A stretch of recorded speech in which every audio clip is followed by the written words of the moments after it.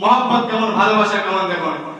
সাহাবায়ে কেরামকে যখন বলা হয়েছিল সাহাবায়ে কেরামদের সামনে যে তোমার ওয়ালিদে মুহতারাম আব্বা, তোমার সন্তান সারা বিশ্বের মানুষের চাইতে ভালোবাসা আমার হতে হবে, তাহলে তুমি হলে মুমিন। আব্দুল্লাহ বিন উবাই ওর ছেলে, যখন আব্দুল্লাহ বিন উবাই বলেছিল, মুনাফিকরা যখন বলেছিল লাইন রাজানা ইলাল মদিনাতে, আমরা যদি মদিনাতে ফিরে যাই, লাইফে জান্নাল আস মিনহাল আদাল, কমজোর দুর্বল মানুষদেরকে, ইজ্জত সম্মানওয়ালা মানুষরা ওদেরকে বের করে দেবে মদিনা থেকে। এই কথা কি ছিল? আব্দুল্লাহ বিন উবাই মুনাফিক, এই কাফেরদের পক্ষ থেকে লড়াই করতেন, আর তার ছেলে তার উপরে তলোয়ার ধরে নিয়েছে, তার উপরে তলোয়ার ধরে আছে, বলছে যা কথা বলেছো এটা আল্লাহ রাসূলের অপমান করা হয়েছে, তুমি যা কথা বলছো আল্লাহ রাসূলের অপমান করা হচ্ছে, আল্লাহ রাসূলকে তুমি গাল দিয়েছো, তুমি গাল দিয়েছো, এই জন্য আমার তলোয়ার তোমার গলার উপরে, তোমার গর্দনের উপরে, এই তলোয়ার দিয়ে তোমার গর্দনকে আমি উড়িয়ে দেব।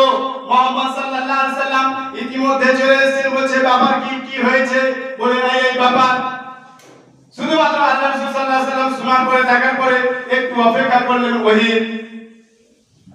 আল্লাহ রাসূল সাল্লাল্লাহু আলাইহি সাল্লামকে বললেন যদি ওহী চলে আসে, জিবরিল ওহী নিয়ে আসে, যদি বলে দেয় যে আব্দুল্লাহ বিন উবাইকে হত্যা করতে হবে, তাহলে আল্লাহ রাসূল অন্য কাউকে আপনি আদেশ দিবেন না, আমাকে আদেশ দেবেন, আমার আব্বার গলাকে আমি ছুটি দিয়ে আপনার পায়ের নিচে ফেলে দেব।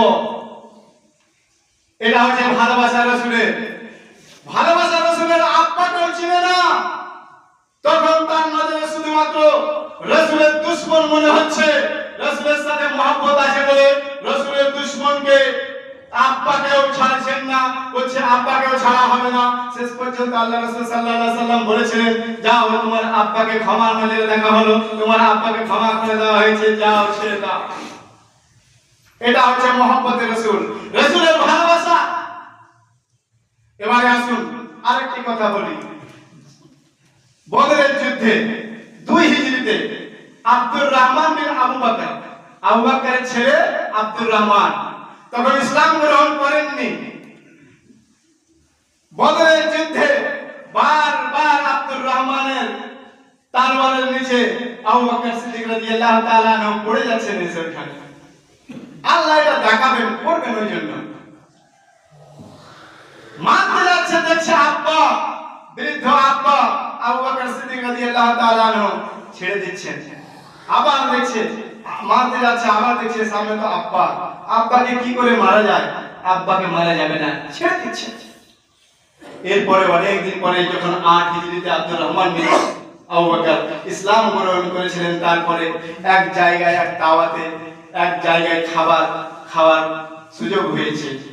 ওই মুহূর্তে সেই কথাটা বলছে আব্বা, ওই কথাটা স্মরণে এসেছে, বলছে দেখেন আপনি বারবার আমার তলোয়ারের নিচে আসছিলেন, আপনাকে সেই দিন আমি দেখে হত্যা করতে পারিনি, আমি আব্বা বলে আপনার মহব্বত ভালোবাসা বলে ভালোবাসা ছিল বলে আমি হত্যা করতে পারিনি।